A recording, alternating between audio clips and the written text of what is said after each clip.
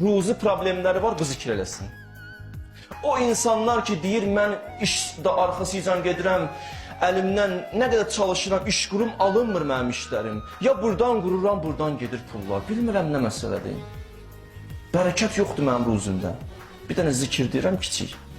3 xeyri var, bir də ruzi xeyridir. La ilahe illallah, el-məlikul haqqul mubin. La ilahe illallah ki bilirsən. El-məlikul haqqul mubin. Bu sözü də əzbərlə zehnində. Gündə 100 dəfə. Təcrübədən çıxan zikirdir.